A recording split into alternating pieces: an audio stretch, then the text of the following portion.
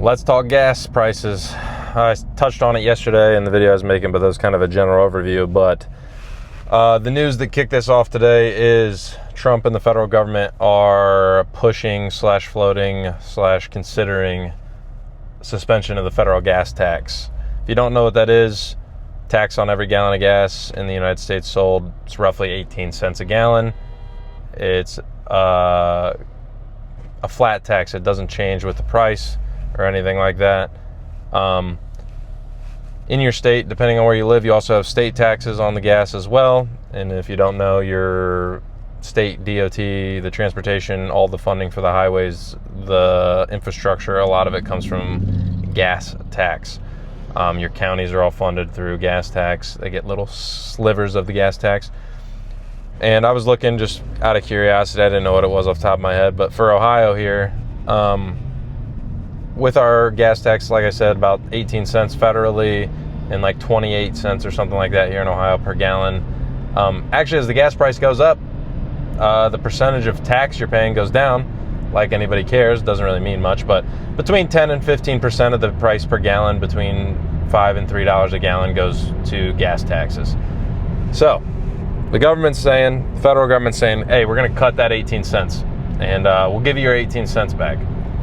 Now, I'm thinking roughly, and then I looked it up to be sure, but roughly the average price per gallon before the war in Iran started, $3 a gallon. Now it's $4.50. So gas prices went up by $1.50, and we're talking about giving you a little 20 cent rebate per gallon. So prices go up by 50%, and then we'll give you a 5 to 7% discount. It's kind of just a slap in the face. I mean, sure, whatever helps, but it doesn't really matter because the federal government's money they bring in from gas tax is still going to get spent, so they'll just borrow it against the future anyhow. And net on net, just wash their hands of it. Who really gives a shit? We get the same amount of money. We just borrowed it instead of actually bringing it in through gas tax. Does it actually help your wallet in the end of the day? I mean, maybe short term, the 20 cents a gallon helps a little bit. I mean, this car holds 15 gallons, 20 cents, $2, $3. I save $3. I mean, yeah, it's not nothing, but it's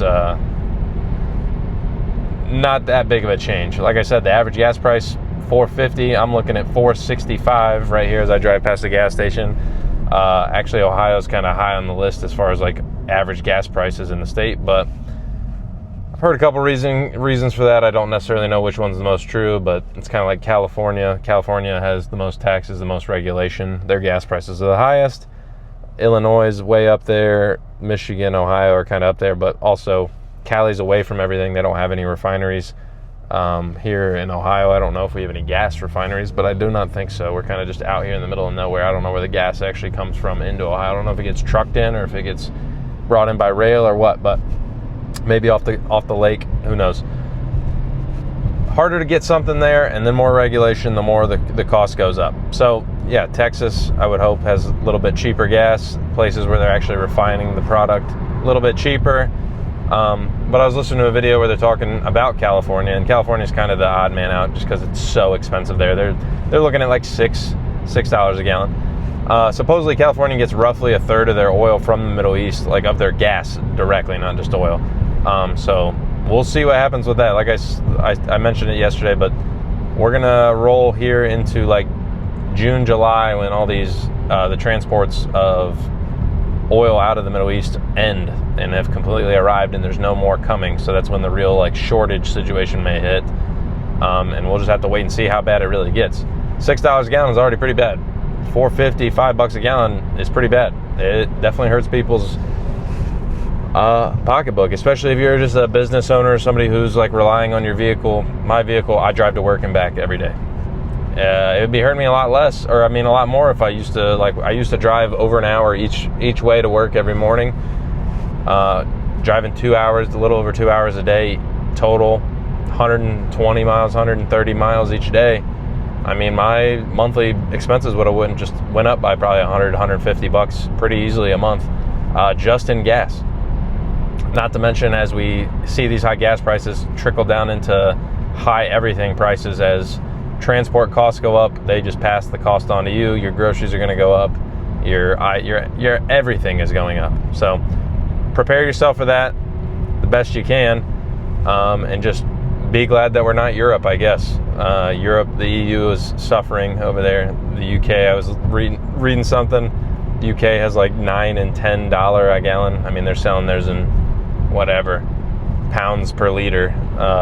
But if you convert it over, we're talking $8, $9, $10 a gallon in Europe. So I don't know. Be thankful we're not them. The rest of the world is suffering worse than we are, but in my mind, that doesn't make it acceptable. It seems like this is kind of in the long term, it might work out in our favor, but honestly, you're going to be hard pressed to convince anybody that when you just keep driving costs up. It's not a good look. You're not going to win anybody over with this stuff.